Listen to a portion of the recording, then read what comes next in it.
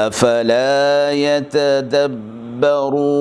القرآن ام على قلوب اقفالها، تو کیا یہ لوگ قرآن میں غور نہیں کرتے یا دلوں پر قفل لگ رہے ہیں؟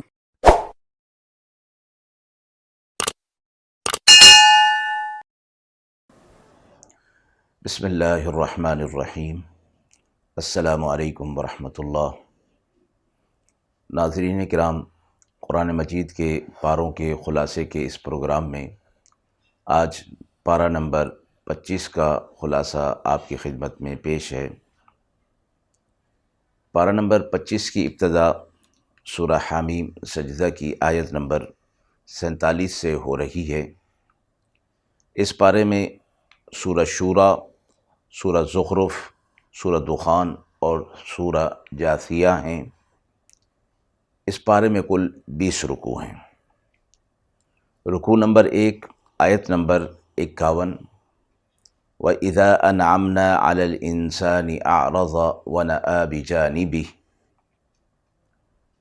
اللہ نے فرمایا جب ہم انسان پر اپنی نعمتیں بھیجتے ہیں تو وہ ہم سے منہ موڑ لیتا ہے، جب اسے تکلیف پہنچتی ہے تو پھر وہ لمبی لمبی دعائیں کرنے لگتا ہے۔ اس آیت میں کافرانہ خصلت بیان کی گئی کہ نعمت کے وقت مست ہو کر اللہ کی طرف سے غافل ہو جاتا ہے اور مصیبت کے وقت لمبی لمبی دعائیں کرتا ہے۔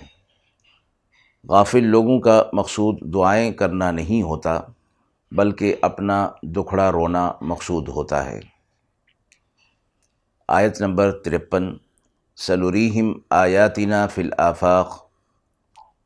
عن قریب ہم تمہیں کائنات کے اندر اور خود تمہاری اپنی ذات کے اندر ایسی نشانیاں دکھائیں گے کہ تم یقین کر لو گے کہ جو کچھ ہم نے نازل کیا ہے وہ سارا کا سارا حق ہے۔ سورۃ الشورى مکی ہے۔ رکوع نمبر 2 آیت نمبر 7، وَكَذَلِكَ أَوْحَيْنَا إِلَيْكَ قُرْآنًا۔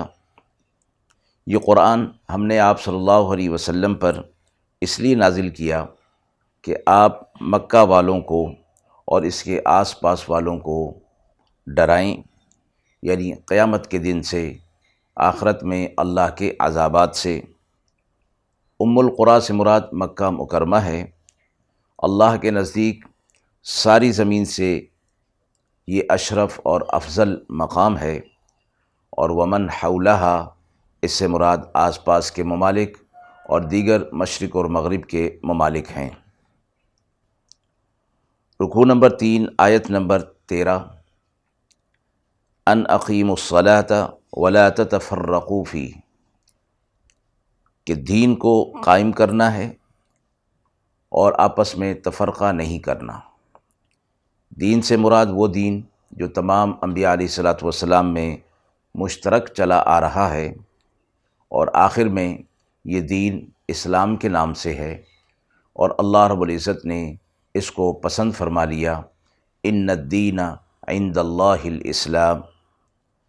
اس دین کو اور اس کے تقاضوں کو پورا کرنا، اس کو قائم رکھنا ہے، اور تفرقے کی ممانعت ہے کہ یہ باعث ہلاکت ہے۔ قرآن مجید کی ایک اور آیت میں فرمایا گیا، وَاعْتَصِمُوا بِحَبْلِ اللَّهِ جَمِيعًا وَلَا تَفَرَّقُوا۔ اللہ کی رسی کو مضبوطی کے ساتھ تھام لو اور آپس میں تفرقہ نہ کرو، کہ یہ تفرقہ اللہ کے ہاں انتہائی ناپسندیدہ ہے۔ اللہ اتحاد اور اتفاق کو پسند فرماتے ہیں۔ آیت نمبر 17، اللہ الذی انزل الکتاب بالحق والمیزان۔ اللہ نے کتاب کو حق کے ساتھ نازل فرمایا اور میزان بھی نازل فرمایا۔ اور تمہیں کیا خبر کہ شاید وہ گھڑی قریب ہو، یعنی قیامت کی گھڑی۔ کتاب سے مراد اس آیت میں قرآن مجید ہے، اور میزان سے مراد عدل و انصاف ہے کہ سب کے حقوق عدل و انصاف کے ساتھ ادا ہوتے رہیں، اور ساتھ ہی بتایا کہ قیامت کی گھڑی بھی قریب ہی ہے۔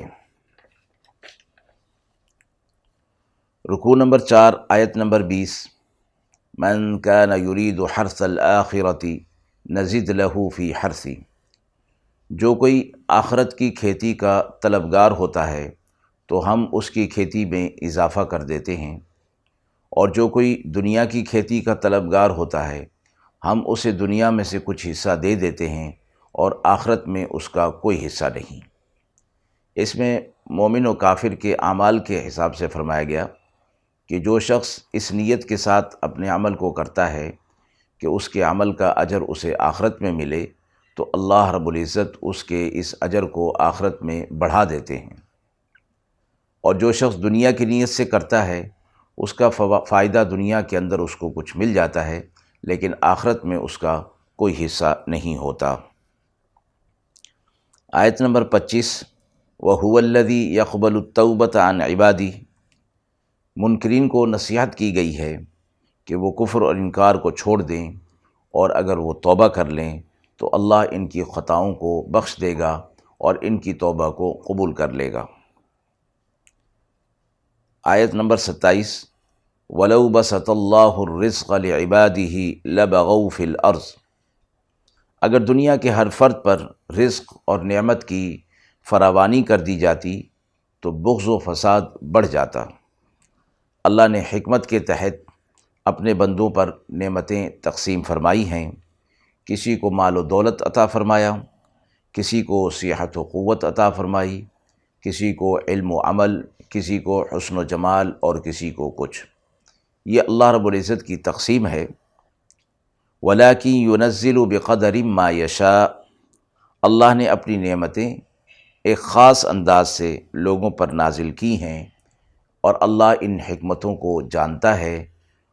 إِنَّهُ بِعِبَادِهِ خَبِيرٌ بَصِيرٌ، اللہ اپنے بندوں سے باخبر ہے، دیکھنے والا ہے۔ رکوع نمبر 5 آیت نمبر 30، وَمَا أَصَابَكُم مِّن مُّصِيبَةٍ فَبِمَا كَسَبَتْ أَيْدِيكُمْ، کسی شخص کو کوئی تکلیف پہنچتی ہے تو وہ اس کے اعمال کی وجہ سے ہوتی ہے، اس لیے اسے اللہ کا شکوہ کرنے کے بجائے اپنے گریبان میں جھانکنا چاہیے اور یہ دیکھنا چاہیے کہ وہ کتنے اور کیسے اعمال کر رہا ہے اور اس کا تعلق اللہ کے ساتھ کیسا ہے۔ امام بیضاوی رحمۃ اللہ علیہ فرماتے ہیں کہ آیت یہ ان لوگوں کے لیے مخصوص ہے جن سے گناہ سرزد ہو سکتے ہیں۔ حضرات انبیاء علیہ الصلاۃ والسلام، معصوم بچے اور مجنوں جن سے کوئی گناہ نہیں ہوتا، انہیں جو تکلیف دنیا کے اندر پہنچتی ہے وہ اس حکم میں داخل نہیں۔ اس کی اور حکمتیں ہیں، اللہ رب العزت ہی اس حکمتوں کو جانتا ہے، انسان اس کا احاطہ نہیں کر سکتا۔ آیت نمبر 36 تا 43، ان آیات میں دنیا کی نعمتوں کا فانی ہونا اور آخرت کی نعمتوں کا دائمی اور کامل ہونا مذکور فرمایا گیا ہے، اور ان نعمتوں کے حصول کے لیے ایمان اور عمل صالح شرط فرمایا گئی، اور صالحین کی صفات مذکور ہیں۔ پہلی صفت علی ربہم یتوکلون، وہ ہر حال میں اپنے رب پر بھروسہ رکھتے ہیں۔ دوسری صفت یجتنبون کبائر الاثم، کبیرہ گناہ خصوصاً بے حیائی والے کاموں سے یہ لوگ اجتناب کرتے ہیں۔ تیسری صفت وَإِذَا مَا غَضِبُوا يَغْفِرُونَ، غصہ میں آتے ہیں تو معاف کر دیتے ہیں اور حسن اخلاق کا اعلیٰ مظاہرہ کرتے ہیں۔ چوتھی صفت استجابوا لربہم، اللہ کی طرف سے جو حکم انہیں شریعت کے حوالے سے دیا جاتا ہے، چاہے وہ ان کی طبیعت کے مخالف ہی کیوں نہ ہو، وہ اس کی تعمیل کرتے ہیں۔ وَأَقَامُوا الصَّلَاةَ، نماز کو اس کے آداب کے ساتھ ادا کرتے ہیں۔ پانچویں صفت وَأَمْرُهُمْ شُورَىٰ بَيْنَهُمْ، ان کے آپس کے امور مشورے سے طے ہوتے ہیں، اور اسی سے مشورے کی اہمیت بھی ظاہر ہوتی ہے۔ چھٹی صفت مما رزقناہم ينفقون، جو رزق ہم نے انہیں دیا ہے اس میں سے وہ اللہ کی راہ میں خرچ کرتے ہیں۔ ساتویں صفت اذا اصابہم البغی ہم ینتصرون، جب کوئی ان پر ظلم کرتا ہے تو اگر برابر کا انتقام لینا چاہیں تو برابر کا انتقام لیتے ہیں اور زیادتی نہیں کرتے، حد سے تجاوز نہیں کرتے، لیکن معاف بھی کر دیتے ہیں۔ آیت نمبر 43 وَلَمَنْ صَبَرَ وَغَفَرَ، اور جو کوئی صبر کر لے اور اپنے اوپر ہونے والے ظلم کو معاف کر دے تو اس کا اجر اللہ کے پاس ہے، اور یہ بڑے اولو العزم کاموں میں سے ہے۔ رکوع نمبر 6 آیت نمبر 47 اور 48 استجیبوا لربکم من قبل ان یأتی یوم لا مرد له من اللہ، جو لوگ آخرت کے انجام سے بے خبر ہو گئے ہیں، غافل ہو گئے ہیں اور منکرین ہیں، ان کو نصیحت کی جا رہی ہے کہ قیامت کے عذاب کے آنے سے پہلے پہلے وہ توبہ کر لیں اور ایمان لے آئیں۔ آپ سے فرمایا گیا فَإِنْ أَعْرَضُوا، اگر یہ لوگ ایمان نہیں لاتے تو آپ ان سے اپنے رخ کو پھیر لیجئے، قیامت قائم ہوگی تو معاملہ صاف ہو جائے گا۔ سورہ زخرف مکی ہے، رکوع نمبر 7 آیت نمبر 5 أَفَنَضْرِبُ عَنْكُمُ الذِّكْرَ، کیا ہم تم سے اس نصیحت کو اس بات پر ہٹا لیں گے کہ تم حد سے گزرنے والے ہو؟ مطلب یہ کہ منکرین کی سرکشی اور نافرمانی چاہے کتنی ہی حد سے گزر جائے لیکن قرآن سے ان کو نصیحت کی جاتی رہے گی۔ اس میں داعی کے لیے ایک رہنمائی ہے اور نصیحت ہے کہ وہ اپنے پیغام حق کو پہنچاتا رہے اور منکرین کے انکار اور ان کی طرف سے جو ان کو صدمہ پہنچتا ہے اس کی پرواہ نہ کریں، اللہ کے ہاں ان کا بہت بڑا اجر ہوگا۔ آیت نمبر 13 اور 14 سبحان الذی سخر لنا ھذا، یہ مشہور سفر کی دعا ہے اور منقول ہے کہ آپ صلی اللہ علیہ وسلم جب سواری پر سوار ہوتے تو یہ کلمات پڑھا کرتے تھے۔ رکوع نمبر 9 آیت نمبر 32 نحن قسمنا بینہم معیشتہم، ہم نے اپنی حکمت سے دنیا کا نظام ایسا بنایا ہے کہ ہر شخص اپنی ضروریات کو پورا کرنے میں دوسرے کی امداد کا محتاج ہے۔ اسی احتیاج کے رشتے کی وجہ سے پورے معاشرے کی ضروریات کی تکمیل ہو رہی ہے اور ایک دوسرے کے حقوق ایک دوسرے پر رکھے گئے ہیں اور ان کی ادائیگی بھی اللہ کے ہاں اجر اور ثواب کا باعث ہے۔ رکوع نمبر 10 آیت نمبر 36 وَمَنْ يَعْشُ عَنْ ذِكْرِ الرَّحْمَنِ نُقَيِّضْ لَهُ شَيْطَانًا، جو شخص اللہ کی نصیحت سے اعراض کرے گا تو ہم اس پر ایک شیطان کو مسلط کر دیتے ہیں جو اس کو برائی کی طرف اکساتا رہتا ہے اور آخرت میں یہ شیطان اس کے ساتھ ہوگا۔ رکوع نمبر 11 میں موسیٰ علیہ السلام کا واقعہ مذکور ہے۔ رکوع نمبر 12 آیت نمبر 67 الاخلاء یومئذ بعضهم لبعض، دوستی وہی اچھی اور حقیقی ہے جو اللہ کے لیے ہو۔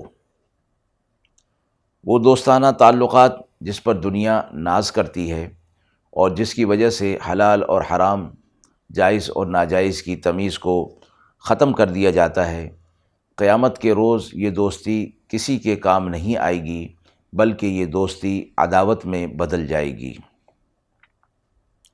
رکوع نمبر 13 آیت نمبر 88 اور 89 وَقِيلِهِ يَا رَبِّ إِنَّ هَؤُلَاءِ قَوْمٌ لَا يُؤْمِنُونَ، کفار و منکرین پر اللہ کے غضب کے شدید اسباب ہیں۔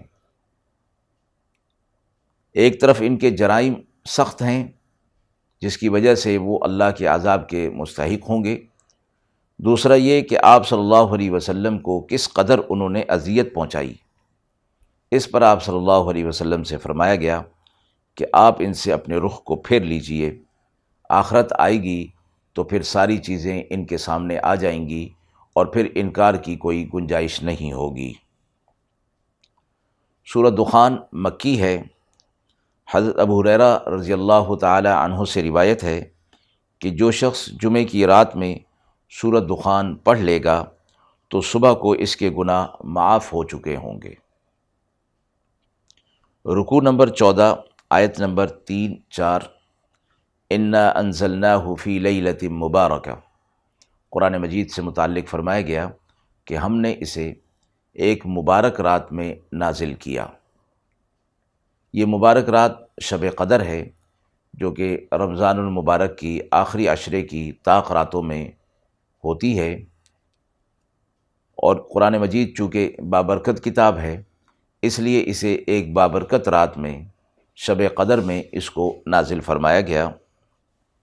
فیہا یفرق کل امر حکیم، اور اس رات میں ہر حکمت والے معاملے کا فیصلہ اگلے پورے سال تک کے لیے کر دیا جاتا ہے۔ رکوع نمبر 15 آیت نمبر 38۔